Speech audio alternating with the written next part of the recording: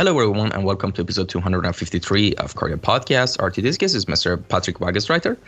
He's a freelance sketcher specialized in hard surface concept sketching and also an art teacher from Vienna, Austria. And of course, before we go into the questions, in the for contact section of the captions, you can find the ID to his Instagram account and also the link to his art station. So if you want to check more stuff out, you can always, find them there. And with that out of the way, how are we doing today? Oh, pretty fine weather here in Vienna, fine day. It was raining, it isn't anymore, so the sun showed up just at the moment we started recording. So yeah. I'm having a fine day. You too, awesome. I hope. Yeah, thanks so much. Same as well. It's really nice that the lighting is now really good because of the sunlight right now, as you mentioned. Yeah, it's pouring in the window, so... Yeah, and for anyone who doesn't know, we've been actually messaging for 2-3 months now, I think, if I'm not mistaken, to get this thing done. And we're final here. So I hope, and I actually know a few people who are actually one of my friends she's also a really big fan of you. So big fan of your work. So she doesn't know I'm actually recording a podcast with you. So, she's going to be really excited and surprised. Cool. I was going to ask why you did find me or why me, because I'm literally just a guy sketching on Instagram like many are. So yeah, exactly. Actually, I was going to mention the podcast. Yeah, I was actually going to mention this. You also told me before that no, I'm actually not a pro artist. I'm just a guy drinking coffee, making sketches on Instagram. Yes, I don't know what are you talking about And to me, that is such a crazy statement, because art is not measured by how many publications or stuff, you've been published by or how many galleries you have. It's just, to me, it's very simple. If it's cool art, it's cool art. That's it. That's my only measuring stick. And I mean, fair point. Are you kidding me? Have you seen your own sketches? They're really good. Really creative, nice creative stuff. Yeah. You have interviewed a lot of creative and productive people, so by now you surely know that they are all tend to be very critical of the work, and it tends to get worse the better they get. So back in the day, 10 years ago, I was when I saw a pro talking about, no, it's not good what I do, it's not good enough, I was thinking, hey, you're humble bragging, man. And now I know, no, they are not. They're actually not. That's what, if you're in this zone all the time, your judgment actually goes up and up and up. And I know a few people that I see at total pros now who have that. They cannot be satisfied with what they do. So I'm in this zone as well now. So yeah, I'm sure you have encountered that in past interviews. Oh yeah, definitely. I was actually going to say your sketches are really, really good references for 3D artists, especially junior 3D artists who are looking for good concepts to practice their modeling skills and just 3D stuff. And have you ever gotten tagged in by 3D artists who've used your works? Yes. Actually, a lot. There's one thing we messaged about when you first reached out to me 2 months ago was that I'm not able to show most or almost all of my professional work because it's under non-disclosure agreement as of right now. It will be visible, I guess, sometime in the future, 1 year from now on, so I will be able to show more. But that's actually most of it is about 3D. I do concepts that are eventually becoming 3D models. So I work a lot with 3D modelers, and there are oftentimes I get messages like this. The little block tanks especially are very, very good subject, it seems, for 3D artists. And a few of them have already modeled these little block tanks and sent it to me, and I'm always I'm getting into 3D modeling myself a bit, but I don't have the time. So you have to be immensely skilled to model complex stuff. So I admire them. And it's cool. I like working with 3D modelers. I like it a lot. Yeah, that's awesome. So to anyone who's listening, and does anyone have permission to use your concepts as reference for their works? And they will also tag you, of course, and credit you. Is that okay by you? Yes, absolutely. normally they DM me on Instagram and ask me if they repost something that's based on my artwork. They tag me, and absolutely. So go ahead if you want to use something as reference. It's cool too, because if they tag me and ask me, I also will share their outcomes, and we are all helping each other if the stuff we're making is cool. So I'm happy to see interpretations of my work, because I feel the same. I see the creatives are very, very drawn to each other in a way, and inspired by each other. I have the same. So most of my sketch work is at some point, it's because of inspiration I drew from others that I could even consider my teachers, so to speak, and that goes maybe the other way, since, as you mentioned in the intro, I'm a teacher as well, so I know it's a very important aspect. So to give and share stuff.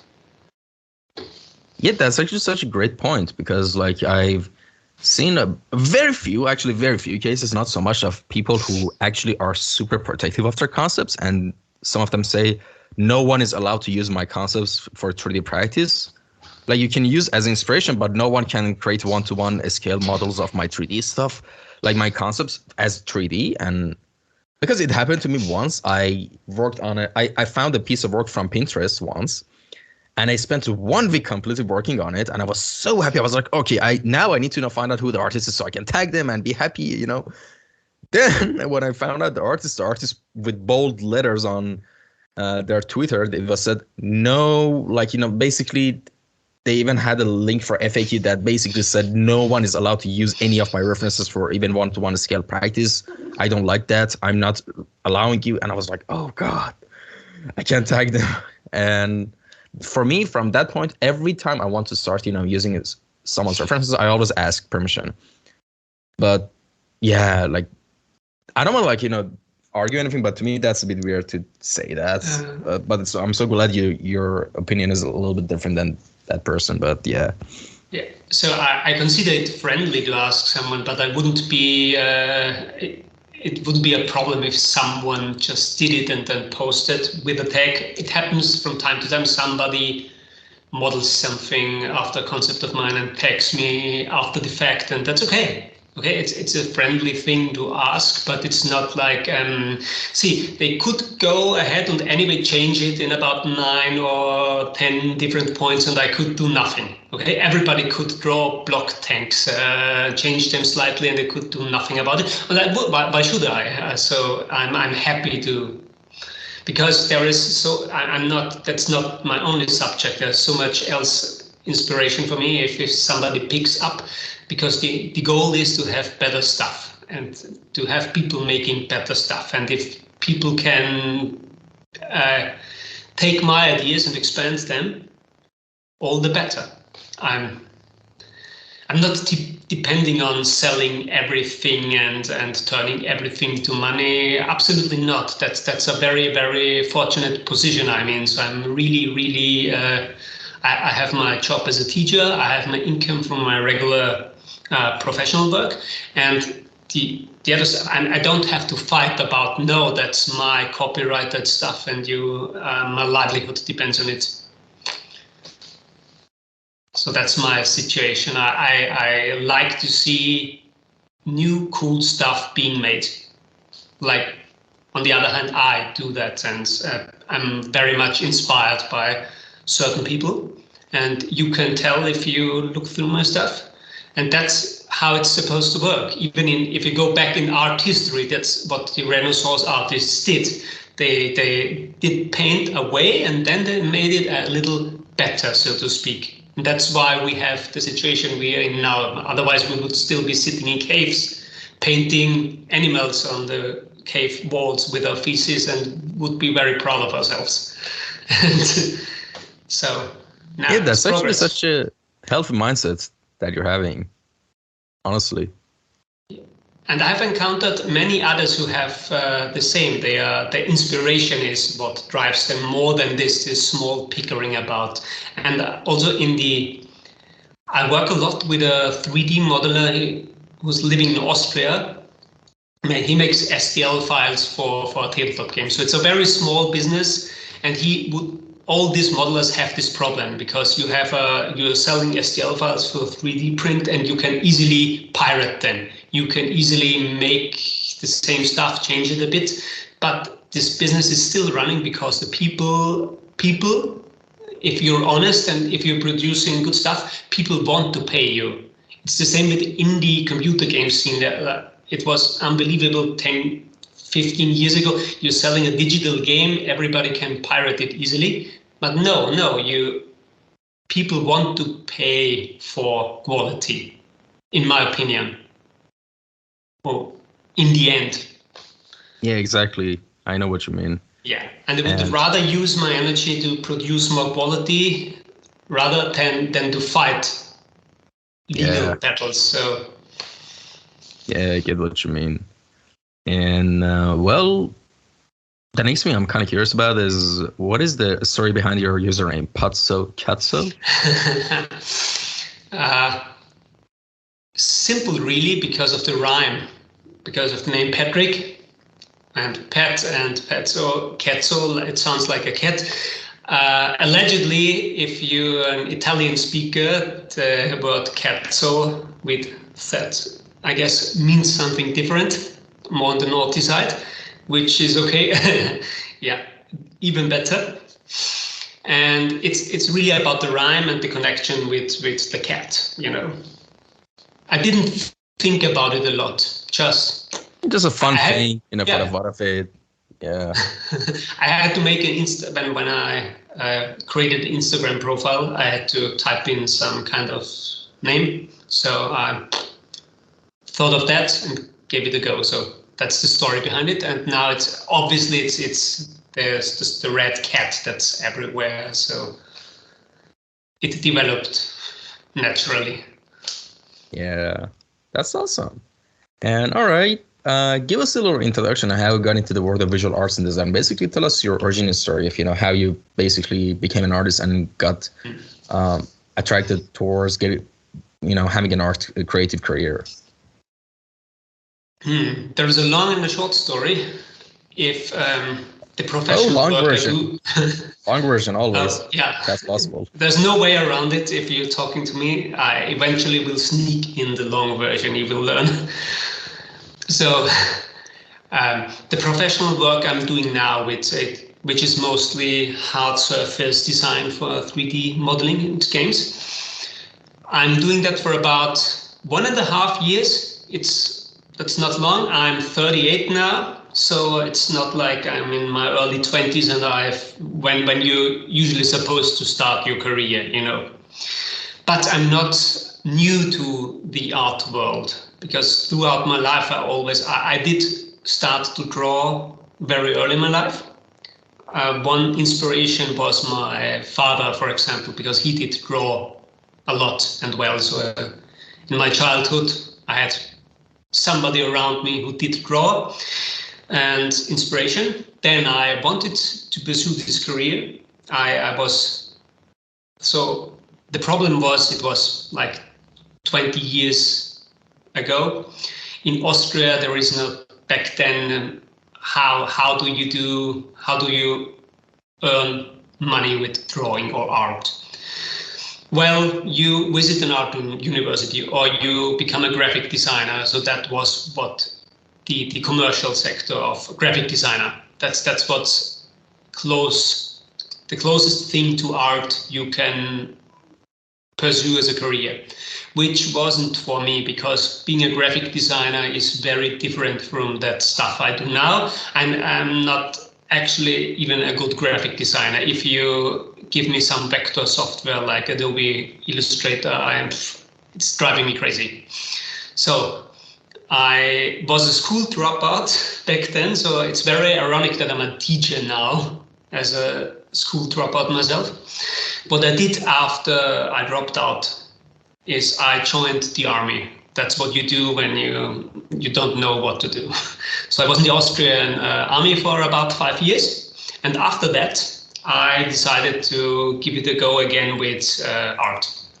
So I applied to the University of Applied Arts, Vienna, where you can get a teacher's degree. So I played it a little bit safe. Back then I was in my mid-20s, so I was thinking about, okay, if it doesn't work out, I have to earn my living somehow. So getting a teacher's degree is somewhat of a safe bet, was and is. So I did that. So then I'm in my early 30s and I'm starting to work as a teacher. The art university experience was like, it's for so many people, it wasn't quite the thing I imagined it to be. It wasn't about the way I saw art or the way I wanted to create stuff. It wasn't about, I wasn't interested. I got the feeling in my 30s that I'm not too interested in art, actually, because it's always, it feels like work. And then the most productive period of my life began when I had my regular job as a teacher. And I gave up on pursuing a career in art other than being a teacher. And I sketched. I just sketched every day. I had to ride a train, still do. I have to commute. So I use that. I sit in cafes a lot around the lessons I have to teach, and I did just sketch. A little bit later, I created Instagram because if I have a sketchbook, why not show the stuff in it? Like so many others do, because I admired people. I loved the fact that nowadays you see sketches everywhere on Instagram. Back in the early 2000s, if you wanted to get sketches from artists you admire, you had to scrub the internet because everybody was hiding sketches and just showing the final result, not the tons of work you need to go to a final piece of artwork, a final piece of 3D modeling. There is so much involved. That was what was interesting for me, and I started to see that in Instagram. So many accounts that record themselves sketching, show the steps, and like Karl Kopinski, as I'm sure everybody knows, was a big one all the time, and mainly into sketching nowadays, and I was very inspired.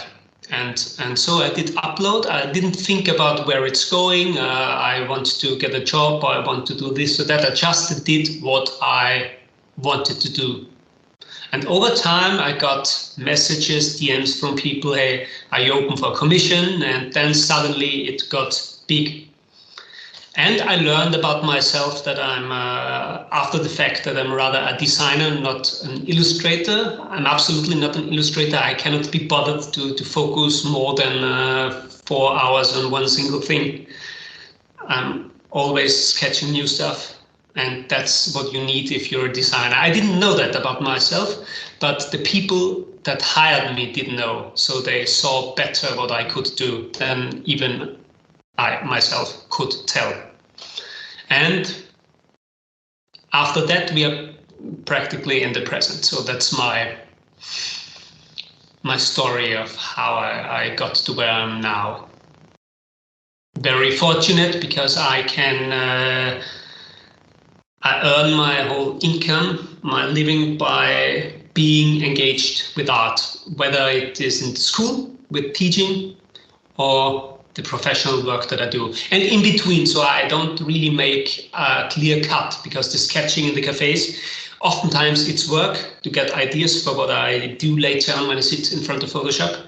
But for me, there's no clear distinction between this is an idea that belongs into the work area, this is an idea that belongs in leisure. So, and that's a very fortunate spot to be in, if it's so effortless, because everything is interesting. Yeah, definitely. I get what you mean. And well, now here's an interesting question. What led you to be super interested in hard surface stuff like tanks, like airplanes? I guess, an easy answer would be your military background. This is a huge inspiration, if I'm not mistaken. But aside from that, what attracted you to the subject you're working on, mostly, and also what led you to actually really enjoy, like, sketching more than anything else? Like, have you ever thought about, doing concept art, like, other roles as well, Interesting questions. I also discovered the answer to that after the fact, because I thought about it myself. Where does this come from? Why I'm so drawn to machinery? And it was always a little bit obvious. One point, yeah, it's also the military background, but not it. It was settled by then. That's even the other way around. That's, I guess, part of the reason why I chose to be in the military at a certain time. Back even further, when I started drawing, I knew there is a little very funny anecdote from my time at kindergarten, where I was very, very small, like how old you're if you're in kindergarten? 4 to 5 years, of age. I did draw, and I did draw German bombers, so a German warplane in kindergarten, with the Balkenkreuz and also a swastika on it. I didn't know what it is because I saw it. I saw it on model scale models. I saw it in books because I had a lot of. My father had especially one book. It was a book about warplanes from 1930 to 1980 with illustrations in it. And that was one of my favorite books because it had this big spread pages where a plane is, where you could see the inside and everything, the detail. And I did draw that a lot. I just loved it. I love to draw planes in that age. And I haven't actually finished this one story. Yeah, my kindergarten teacher back then told me I shouldn't. It's nice that I draw these little planes, but I shouldn't draw the symbols onto the wings that I do. And I didn't understand why, because it's just some. Also, I did write the numbers onto them, but I couldn't. Wasn't able to read at the time, obviously. So, and she told me I shouldn't do that, and I was okay. But it was very obviously a German and sometimes American plane that I did draw. Another thing was I was very influenced by Japanese science fiction manga, and without knowing it, because my mother sometimes, if there is something on sale on the local bookshop, comics, science fiction comics with robots in it, she bought me them. And there was, for example, one was about Gundams, one was a Macross comic, but I didn't know, it was a German translation, I didn't know that this was actually a manga back then. It was something with robots and machines and spaceships, and the way I see designs now is very much influenced from Japanese science fiction, and I only ever discovered during the last 3 years that this was the fact, that the way I approach designing spaceships or mech is very much inspired by that. Because I had this science fiction mangas in my childhood without knowing that these were mangas. It was just some cheap comic book on sale that my mother got for me like forever ago, 30 years ago. And that was one thing. So it was always, and I was always drawn to if there was a cartoon and on TV and there was some plane in it or a robot, that's what caught my interest. So I didn't notice as strong back then, but in hindsight, it was very obvious. Yeah. Also did the classic scale model thing when I got older. I tried that, so I was always, I just loved this technical stuff. But I didn't make the connection to okay, you should draw that. It's just a recent development. Actually, the first few things I did upload on Instagram, they are not that hard surface focused. Most of the times it was Warhammer fan art or something. I was very much, and I still am, into tabletop gaming, because it's also a very, very engaging creative hobby where you build and paint. And I'm grown up now, but I will, if I'm retired, I will still paint plastic figures, I guess. So, and we'll be having fun with it. Yeah, awesome. Like, yeah, I recently got into like, role playing and tabletop things, like not even like actual tabletop things, but digital tabletop. I know that sounds weird. Like, I guess my gateway drug was Baldur's Gate 3. I don't know if you played that. Yeah, Baldur's Gate is the game that saved role-playing games back in the late 90s, and I played it when the first Baldur's Gate dropped. I remember it clearly. It was on 4 or 5 CD-ROMs that you had to change every time. If you made a fast travel to another region, you had to change the CD. And that came in a paper pack with 4 or even 5. And the second Baldur's Gate the same. And Baldur's Gate 1 and 2 was my all-time favorite. By my all-time favorite role-playing games. So that's why I'm staying away from Baldur's Gate 3 right now, because it's like heroin for me. Okay. If I start Baldur's Gate 3 right now, I can wave my productivity goodbye for the next. And it's allegedly there's so much content in it, and it sounds exactly like Baldur's Gate 1 and 2 to me, and yeah.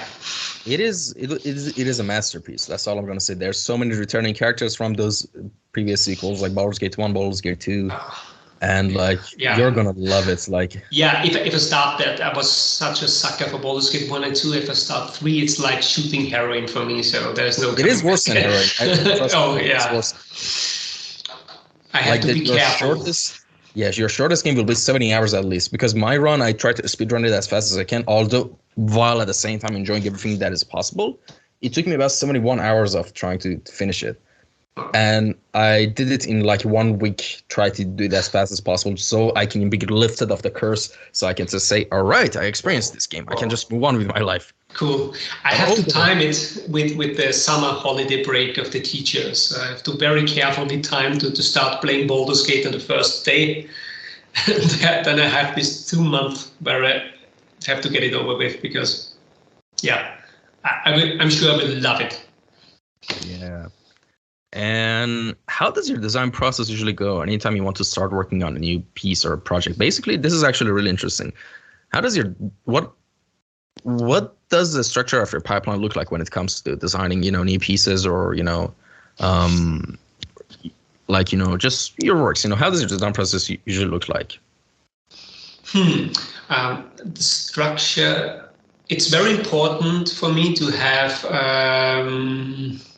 a daily structure where I do stuff, and the rest will come on its own. So most of the time, if I get to do something, I will have ideas, even though if it's a subject I don't have instant ideas on. If I draw a bit, they will come. So the first thing I should do is make opportunities for drawing, and that's that's the story behind my productivity, so to speak, because I started drawing really, really much the time when I started working at the school, because I had a routine. I had to go by train, so I did draw every day because I had to sit down. And that's the same structure I have now. So I get up. I'm in a train, I get my sketchbook, it's never far away. I draw, I teach a lesson, I have to wait for the next one. What do? Go to a cafe. Sit there, I have to get the train back to Vienna, I have to wait for the train for an hour, get to a cafe. So, and after this day, a typical work day, I have about 4 opportunities to sit with my sketchbook for about 50 minutes. And I sketch. So, and what I do, I can show you. I have pages and that are just considered processing pages. So it's like this, for example. You can see it's not finished drawings from something. It's just exploring, like the tank tracks. If I have to make a tank, I just get into the subject. I myself, if I design something or draw something, I have to know the shape of it. So I do it this way. I look at the picture and then I tilt it like you're in a 3D software and you tilt an object around and try. Yeah, that's why this tank is in this weird angle. It was a picture, just a photograph on Wikipedia, and I tried to tilt it to understand how the wheels are mounted, and that's how I approach hard surface subjects, because it's always about shapes, three-dimensional shapes. And it's gotten to a point where I really love to draw in perspective. If I have a tank, I just have an urge to tilt it a bit or move the perspective, and you'll find that everywhere. Yeah, this is one of these exploration pages where I just draw machines. These are amazing references for 3D modeling. That's all I have to say. Wow. I haven't uploaded them yet. So I have of the sketchbooks. I fill about one of those books in a month, I guess. So there is so many stuff lying around. And that's my process mostly. So I have to have a loose drawing around it. I only ever sit down for a final piece if I have enough information. And even in between the things I have to do, I make sure to have pages that are just and something completely different, like this, just little anatomy snippets, or like this, pieces of armor. So without having aim, okay, just to keep drawing. And if I draw, the ideas will come. So I just have to get myself drawing. And what I mentioned before, that is then my process. So that's how I use reference. I look at the pictures, but I try to translate them into my visual understanding of it. I don't copy with like a fine artist. I try to have to see rough shapes and then tilt them in every direction. And as soon as I'm able to have or to turn my thing, that whatever I did draw around, I can then draw it in any situation. I can then, but what I really love to do is draw modified versions of vehicles. So that's like having a model kit inside your brain that you add pieces to, or you're combining different vehicles, and that's just fun for me. I love doing that, and that's what I can do when only if I understand well enough how the part in question is shaped. And I think it's the same. I'm not the best anatomy drawer, but I think it's the same because many of the anatomy accounts on Instagram, they do it like this. If you see the arm and see it in blocks, and planes, and then you move these planes, and then you do the skin, you put the skin on top of it. So it's all about these three-dimensional shapes. Really, you can approach any subject, and that's Yeah, that's basically the very basic way of explaining, how to actually draw. Is just very basic shapes at first watchouts, and then breaking them down, according to the perspective of the viewer and everything. You just shape it and you trim and until you get the most detailed version of whatever you're trying to draw. And now here's the thing. speaking of, games, we talked about Baldur's Gate, we talked about some of your inspirations and stuff like that. But now I want to ask you this. Aside from Baldur's Gate, what are some of your favorite, franchises that have really inspired you? By franchises, I mean, it could be movies, series, books, video games, like in terms of fiction. What were your most, notable inspirations? I have to think a bit. As a child, everything that had spaceships in it, it was very hard to get that because I'm that old now that back then when I was 8 years old, we had 2 different TV channels at home, the public channel in Austria. So every now and then you had maybe Star Wars or some episodes of Star Trek. That's all you got, but the scenes with the spaceships, okay, that was... So I grew up with Star Trek and Star Wars. That was... I did draw a lot of X-Wings, TIE Fighters, and so on. Later on, one thing every hard surface person likes is Battletech, MechWarrior, all the MechWarrior games, because they... do you know MechWarrior, the games? No, it's just... It seems familiar, but I don't think so, no. Yeah, it's about mechs. Basically, that's all you need to know at this point, even though there's more to it, much more. But this universe is around for a long time, so starting in the 80s. So there were many a tabletop game, and starting in the 90s, computer games. So you had MechWarrior was the flagship game.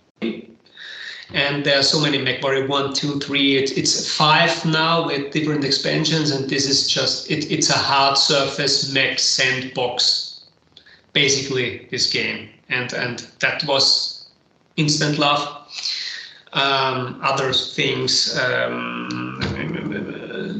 obviously Warhammer and many tabletop games.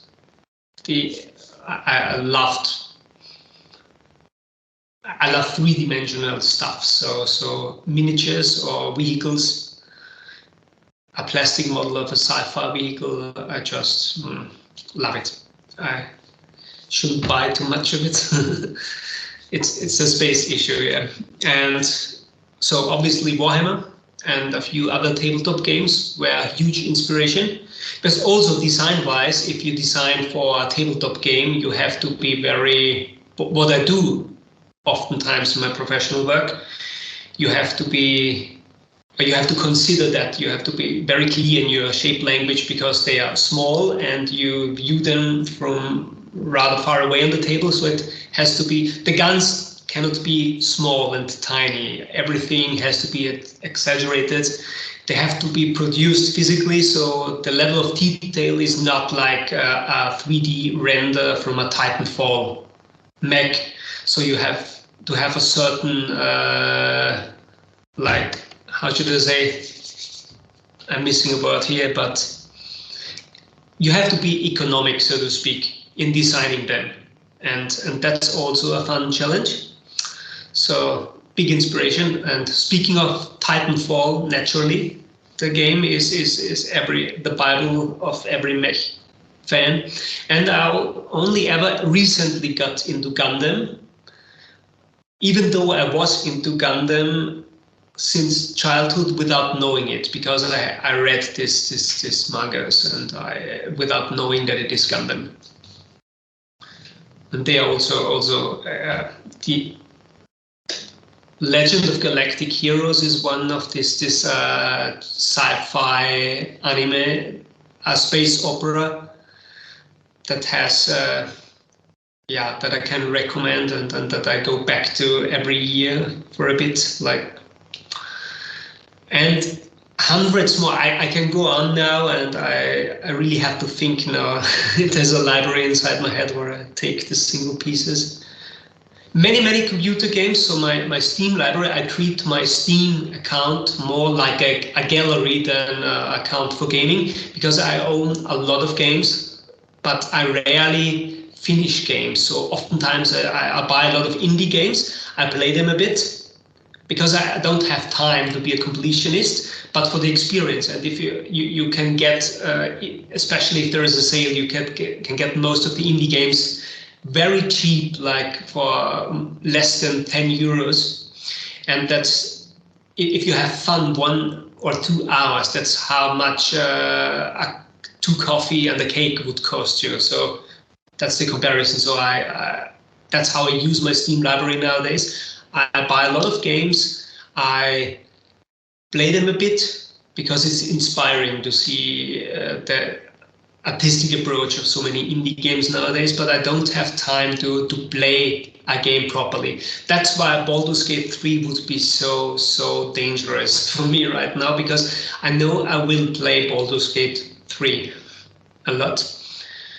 And then, okay, I could go through single games. Obviously, the new Wolfenstein games from id Software, Doom, had a lot of hard surface. They are always on the top of the game. And what else? RTS games making a comeback right now, it seems, because back in the early 2000s, Command & Conquer was big. Oh yeah, Tiberium Wars was my favorite. Yeah. The whole Command & Conquer series, till they killed it for good, was absolutely, yeah. It was great back then because it was a cool game, so to speak. The first Command & Conquer had this techno soundtrack. Back then, games were, in the 90s, games were something strange with beep beep sounds, and suddenly you had the PlayStation 1s with Wipeout and soundtracks from The Prodigy and something. And Command & Conquer was kind of that. It was a cool war game, so to speak, with cool techno music and a style and this video cutscenes. So I loved Command & Conquer, and I loved the design of the machines. And it's very sad to see it dying, but it's making a comeback somehow in a different form. The real-time strategy games, that is. So that was obviously an inspiration for me. I was thinking a lot about different units you could have in a game like this. And back then, when I was at school, I did draw a lot of units on when I should have. So you can see why I was a school dropout, because I did think about RTS tanks and draw them in my books rather than listen to what I should have listened to. So. And again, rather ironically, I'm a teacher now. So. Yeah, and now you're drawing actual tanks now. So it's all full circle.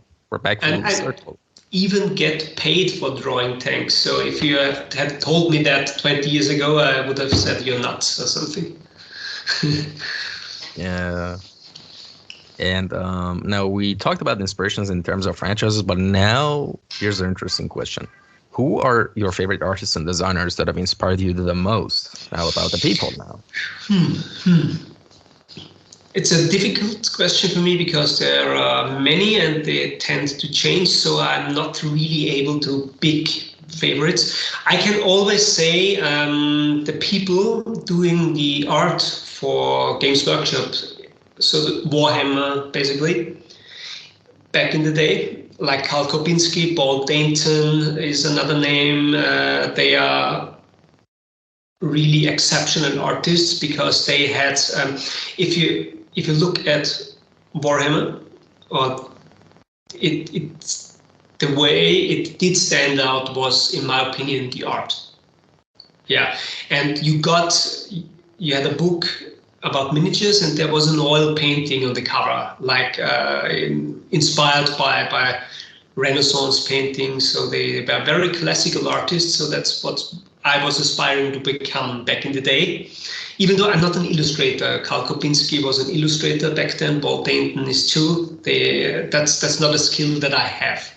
Painting an oil painting for 2 or 3 weeks straight. But this was a huge inspiration because they showed me how you can elaborate every subject, every scene by focusing on details and the style you do it. You can show how you can make things look more interesting no matter what it is. We all have seen knights charging orcs or orcs fighting with humans or something. That's what the Warhammer pictures were about that oftentimes, but it was done in a way that was remarkably different, and everybody who knows this style of illustration knows what I'm talking about. It's just a different quality of approach. So Karl Kubinski, Paul Dayton. Nowadays it's of course all the concept designers of a certain level, like Emerson Tang, certainly the Tankhead man, Michael Cuss or you can find all these guys on Instagram. Also traditional artists. I'm a big Rubens fan, Peter Paul Rubens, and I could see how the people like Karl Kubinski and Paul Dayton where they had a classical approach to art, and where the inspiration came from. And it's a good thing to have, even though I'm not a fine artist, I like to sketch in the museum sometimes, or oftentimes whenever I have time, like classical subjects. I admire them because I think it helps you. It's like a general literacy, a visual literacy to have strong references and to know something about the field of art as a whole. Even though at the end of the day I draw mechs and tanks, I like even especially Baroque artists in or Baroque paintings I like a lot, the big ones you would see in churches. But Peter Paul Rubens is one of my favorite classic artists that I look at his paintings a lot in the museum in Vienna. So that's a thing. Wow, you're so lucky being in Vienna and like near a lot of cool museums of art. Yeah. Yeah. That was really interesting.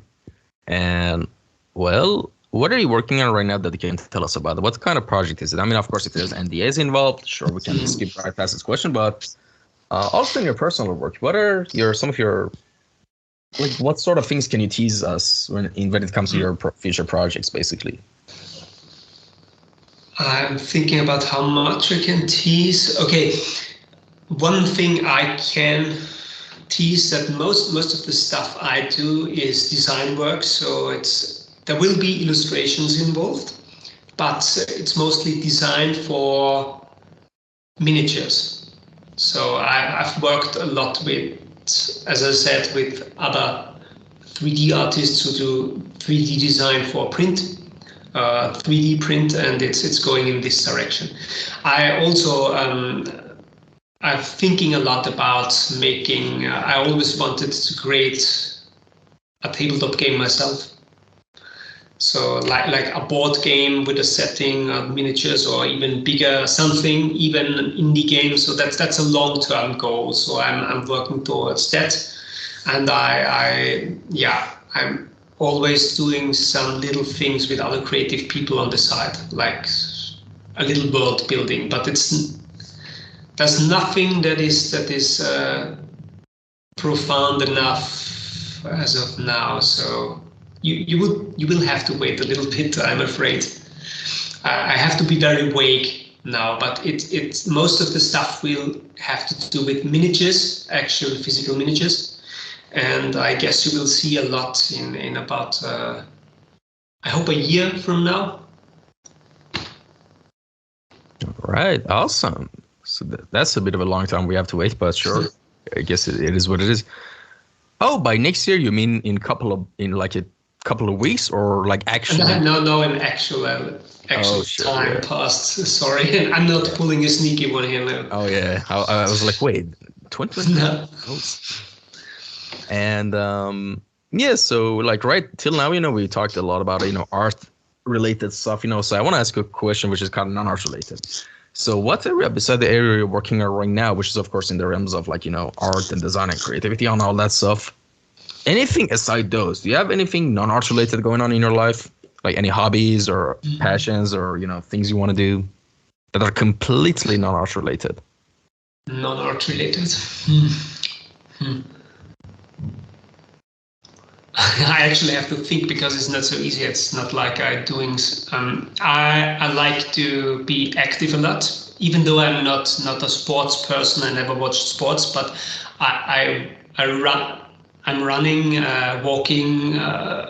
I have to move about 10 kilometers a day to be happy. So I take long walks throughout Vienna. So just being physically active is very important for me. Yeah, that's usually I start the day with that. I go outside, I socialize a bit. I go everywhere in Vienna whenever I can by foot. So I rarely use the subway because if it's 4 kilometers away, so I walk.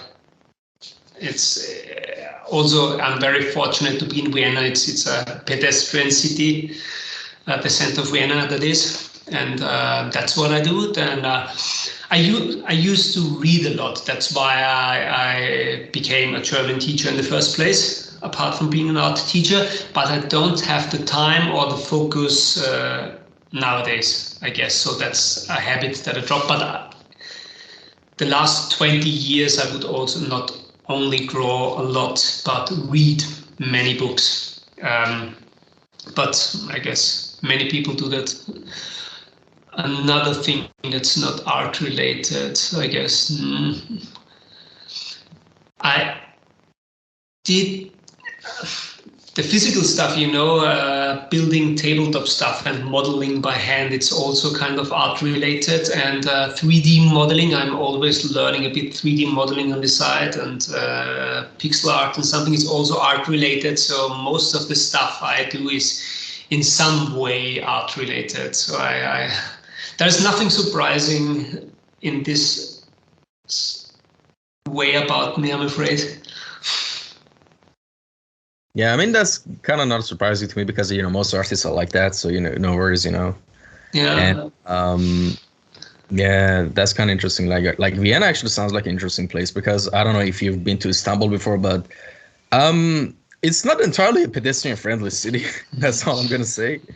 So yeah, and I also really like walking a lot as well, like putting on a microphone, like a headphone and just listening to Spotify and just walk. I really like that, but I don't really get to do that in Istanbul that much. I mean, you could, but not as much as you can, for example, in it. I've never been to Istanbul before, no, but I've seen a couple of things, and there is parts of the city are rather old. Is it?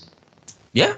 There's some in a beautiful way. I mean, like in Vienna. Yeah, I know. And they looked like a place to me. So that was, I was thinking, I would love to take long walks there. So I guess it's not everywhere because Istanbul it's quite big. I imagine it's not a really small city actually. Yeah. Like 20 million people in it, like something like that. That's huge. Okay. And I mean, yes, you could do that. Comparison. Yeah, if you have your house somewhere nice, yeah, you could do that. You can go out outside if your job is near you. You can do that, but usually those really pretty places you see on Instagram and social media are really expensive. The rents, everything is just mind blowing. So yeah, that's not applicable to me. The good thing in Vienna, I mean, is that it's kind of this here. So the old places, the district I'm living here is one of the more expensive ones, and a typical Vienna district. So with the old houses, but it's like this about in the center of Vienna. It's everywhere like this to a certain degree. So there's even back then when I was at university, I did live in the district that's considered to be the poor, one of the two poor ones of Vienna, and it's also it looks like here exactly. So also old buildings, and I could walk everywhere. One thing, there's some districts across the Danube, the newer ones, you cannot really walk if you have most of the stuff that's going on in Vienna is in the center, and if you live there, it's too far away. You have to go by car, but the center, the old part of Vienna, so to speak, you can reach everything. If you've got 1 hour to walk, I can get everywhere, and so that's very important for my lifestyle. So I love to do that. if I get in my walking time every day. So I'm perfectly fine. Yeah, that sounds awesome. And well, we've reached the final section and question of the podcast, which is called Time Capsule. And all right, I'm just going to make it short and explain it like this. If you have to, like, summarize and give us your most valuable lessons you've learned in life as a human at till this point in time, what would those be? Like, listen, whatever you're going to say, people from at any point of time in future will listen to it. So it's kind of like a time capsule. So if you have the chance to leave some words of wisdom, the most valuable lessons you've learned in your life by now from your experience, what would those be? Oh, we're getting very philosophical here. Let me think a few seconds in order to come up with something that is making sense.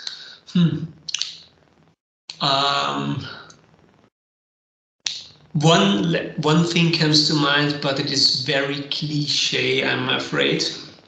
And it is just that if in hindsight, now, if I look at the decisions I made with my intellect, so strategizing, I have to do this or that, I have to visit that, or because I have to earn money, and compare them to the other things that I wanted to do, it's always, I should have trusted my intuition way more, going back. So I did everything decisions I made with over-extensive thinking were at the end not the right ones. So I don't want to say don't think, just go. It sounds like it's a version of follow your passion, which it is not. But you over time you get a sense of yourself and about how you perceive things and how you make judgment. And there is only so much or so far you can go with processing bar from there on, if it makes sense. Yeah, no, that's I think that's that's bad advice at the end of the day, because it always comes down to what you feel. And I'm really not this, that's a strange thing. I'm really not this kind of guy with let's call it esoteric. Yeah, I'm a mind guy to my own detriment. Yeah, too much even. I cannot stop turning things in my head. Not only tanks in perspective, everything is a 3D software that's and that's I lost my train of thought here for a moment. Actually, I think I can completely translate what you're trying to say. When you overthink something, what is the origin, or like the origin of overthinking? It's worrying. What is the origin of worrying? Fear of like the bad outcome, bad outcomes that we don't like. So, but what is intuition usually? Intuition is something, I don't know how to describe it, but this is from my own experiences.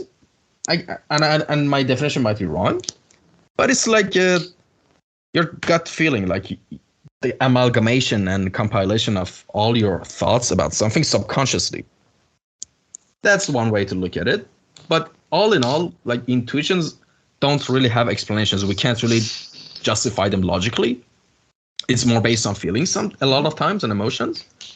But usually when we make, like genuine listen to our intuitions, and even that decision was a mistake, usually that's better than making a decision out of fear. Because on paper, when you overthink and analyze, all right, logically, all things should be good, then, then everything should be fine. But then in the end, you realize you're miserable. So basically, a way I could translate what you're saying is base your decisions on passion and what you love, even though it seems risky. Because in the end, if you make a mistake, at the end of the day, you'll be like, I give it a try. I don't have any regrets of not trying. But if you go ahead with pure logic and overthinking and everything, which of course at some point that is necessary, of course, in a healthy balance. And you just lose touch with yourself at the end of the day, and you feel miserable, and you feel like, even if you get that job that you wanted, that that pays better, the situation, the contract is better, but at the end of the day, when you're looking at the desk and you're seeing your reflection on the monitor screen, you're like, I just put myself in a 3-year contract that I don't even like. And the next 3 years of your life will be just miserable and trying to cope with the fact that you have to do something that you're not really passionate about. If you took the risk on that other job, maybe you would have failed and you had to work as a bartender somewhere for a couple of months. But you still would be happy because you tried for something that you liked. That's the best way I could put it. Yeah, there is a concept from, I don't know if you know Naval Ravikant. He's really familiar. I think I know him. Yeah, he's a business philosopher, podcaster, you can call him in a way. And I strongly approve of his basic message. And this concept he calls rational optimism. So that's what what I was doing was I tried to reformulate that for my circumstance. So how I saw this in my experience. Rational optimism would be what you also described. I have optimism because I have passion and I have a feeling about I can do something, it could work. And rational means that you don't give up everything, you don't act. You calculate what is the worst thing that can happen. And is this worst thing that I have to take this job that I don't like again? That's actually not that bad.